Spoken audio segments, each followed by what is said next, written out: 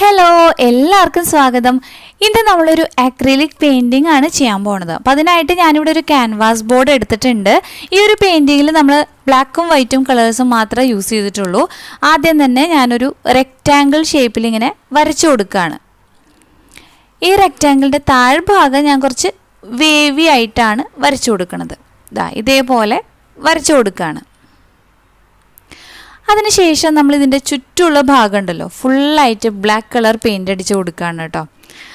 അപ്പോൾ നന്നായിട്ട് ചുറ്റും ബ്ലാക്ക് കളർ പെയിൻ്റ് അടിച്ച് കൊടുക്കുക. അപ്പോൾ ഞാൻ പെയിൻറ്റ് ചെയ്ത് കഴിഞ്ഞിട്ട് കാണിച്ചു തരാം. ഇതേപോലെ പെയിൻറ്റ് ചെയ്തിട്ടുണ്ട്. അതിനുശേഷം ഞാൻ ലൈനർ ബ്രഷ് യൂസ് ചെയ്ത് കുറച്ച് കൊമ്പും ചില്ലകളും, ഒരു മരത്തിൻ്റെ കുറച്ച് കൊമ്പും ചില്ലകളൊക്കെ വരച്ചു കൊടുക്കുകയാണ്. അപ്പം നമുക്ക് ഇഷ്ടമുള്ള പോലെ അങ്ങോട്ടും ഇങ്ങോട്ടൊക്കെ ആയിട്ട് അങ്ങോട്ട് വരച്ചു കൊടുക്കുകയാണ്. ഒരെണ്ണം വരച്ചിട്ടുണ്ട്, അതേപോലെ ഒരെണ്ണം കൂടി അങ്ങനെ വരച്ചു കൊടുക്കുകയാണ്. അതിനുശേഷം ഞാൻ ഇതിൽ വെർട്ടിക്കലും ഹൊറിസോണ്ടലും ആയിട്ട് കുറച്ച് ലൈൻസ് ഇങ്ങനെ വരച്ചു കൊടുക്കാൻ പോവാണ്. അപ്പം ഞാൻ ഹൊറിസോണ്ടലായിട്ട് കുറച്ച് ലൈൻസ് വരച്ചിട്ടുണ്ട്. ഇനി ഈ ക്യാൻവാസ് ബോർഡ് ഒന്ന് തിരിച്ച് പിടിച്ചിട്ട് വരച്ചു കൊടുക്കുകയാണ് കേട്ടോ. എനിക്ക് സ്ട്രെയിറ്റ് ആയിട്ട് വരയ്ക്കാൻ വേണ്ടിയിട്ട് ഇതാണ് കുറച്ച് ഈസി, അതുകൊണ്ട് ഇങ്ങനെ തിരിച്ച് പിടിച്ചിട്ട് വരച്ചു കൊടുക്കുകയാണ്.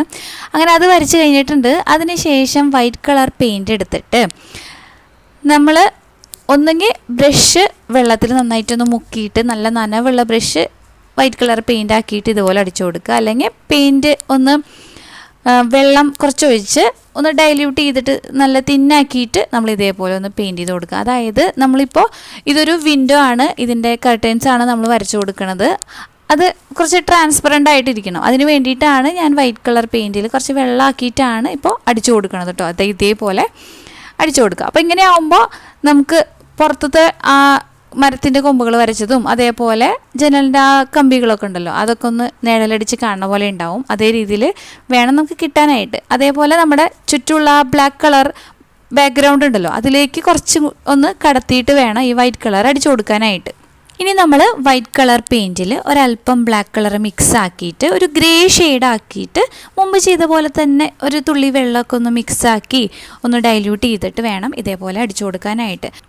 അപ്പോൾ നമ്മളുടെ കർട്ടനിൽ കുറച്ച് ഞൊറികളൊക്കെ ഉള്ള പോലെ നമുക്ക് ഫീൽ ചെയ്യും. നമ്മൾ താഴെ വരെ ഇതേപോലെ ഇങ്ങനെ ചെയ്തെടുക്കുക കേട്ടോ. ഈ ബ്ലാക്കും വൈറ്റും മിക്സ് ആക്കിയിട്ട് ഇങ്ങനെ താഴെ വരെ അടിച്ചു കൊടുക്കുക. അതിനുശേഷം നന്നായിട്ട് ഇത് ഉണങ്ങണം. ഉണങ്ങിയിട്ട് നമുക്ക് ഈ ഒരു ഗേളിൻ്റെ പടമാണ് ഞാനിതിൽ വരച്ചു കൊടുക്കാനായിട്ട് പോണത്.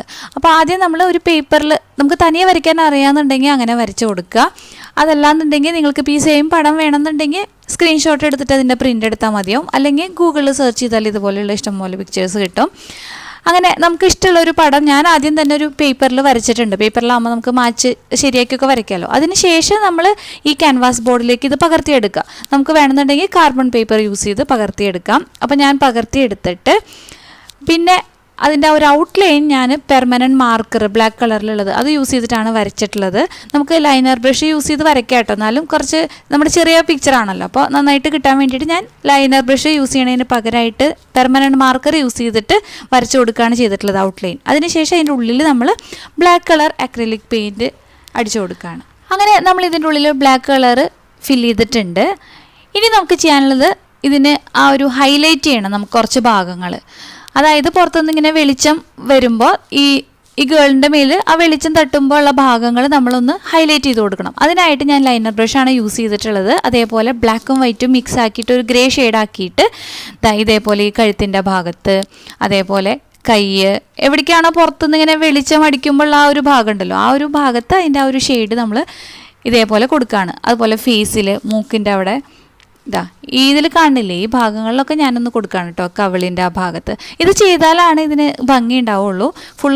നമ്മൾ ഫുൾ ബ്ലാക്ക് മാത്രം കൊടുത്താൽ ഇത്ര ഭംഗി കിട്ടില്ല. അപ്പോൾ ആ ഒരു ഹൈലൈറ്റ് ചെയ്യേണ്ട ഭാഗങ്ങൾ ഇതുപോലെ ചെയ്താലാണ് ഇതിന് ഭംഗി ഉണ്ടാവുള്ളൂ. അപ്പോൾ നമ്മളുടെ ഒരു ഐഡിയയ്ക്ക് അനുസരിച്ചിട്ട് അതൊന്ന് ഹൈലൈറ്റ് ചെയ്ത് കൊടുക്കുക. അതിനുശേഷം ഇനി നമ്മൾക്ക് ഏതെങ്കിലും ഭാഗത്തൊന്ന് ഷേപ്പ് ശരിയാക്കേണ്ടതുണ്ട്. കുറച്ച് കൂടുതലായിട്ട് ബ്ലാക്ക് കളർ വന്നിട്ടുണ്ട്, നമുക്കൊന്ന് തിന്നാക്കി എടുക്കണം എന്നുണ്ടെങ്കിൽ വൈറ്റ് കളർ പെയിൻറ്റ് യൂസ് ചെയ്തിട്ട് ചെയ്തെടുക്കാം കേട്ടോ. കൈയിൻ്റെ ഭാഗത്തോ കഴുത്തിൻ്റെ അവിടെ എവിടെയെങ്കിലുമൊക്കെ ഷേപ്പ് ഒന്ന് റെഡിയാക്കണം എന്നുണ്ടെങ്കിൽ വൈറ്റ് കളർ പെയിൻറ്റ് യൂസ് ചെയ്തിട്ട് അത് ചെയ്തെടുക്കാം. ഇപ്പോൾ നമ്മുടെ പെയിൻറ്റിങ് ഇവിടെ കഴിഞ്ഞിട്ടുണ്ട്. അപ്പോൾ നിങ്ങൾക്ക് എല്ലാവർക്കും ഇഷ്ടമായിട്ടുണ്ടാവുമെന്ന് ഞാൻ വിചാരിക്കുകയാണ്. ഇഷ്ടമായെന്നുണ്ടെങ്കിൽ ലൈക്ക് ചെയ്യുക, അതുപോലെ നിങ്ങളുടെ അഭിപ്രായങ്ങൾ കമൻറ്റ് ചെയ്ത് പറയുക. പിന്നെ ഞാൻ എഫേർട്ട് എടുത്തിട്ടാണ് വീഡിയോസൊക്കെ ചെയ്യണമെന്ന് തോന്നുന്നുണ്ടെങ്കിൽ നിങ്ങൾ നിങ്ങളുടെ ഫ്രണ്ട്സിനും റിലേറ്റീവ്സിനും ഫാമിലി മെമ്പേഴ്സിനും ഒക്കെ ആയിട്ട് ഈ വീഡിയോ ഒന്ന് ഷെയർ ചെയ്യുക. ഇങ്ങനെ ഒരു ചാനലുണ്ടെന്ന് പറയുക, വീഡിയോസ് കണ്ടുനോക്കാനായിട്ട് പറയുക. എല്ലാവരും ചാനൽ സബ്സ്ക്രൈബ് ചെയ്യുക, നോട്ടിഫിക്കേഷൻ ബെല്ലും മറക്കാണ്ട് ക്ലിക്ക് ചെയ്യുക. അപ്പോൾ ഞാനിന്ന് പോവാണ്, വേറെ വീഡിയോ ആയിട്ട് വരാം. വീഡിയോ കണ്ടിരുന്ന എല്ലാവർക്കും താങ്ക് യു.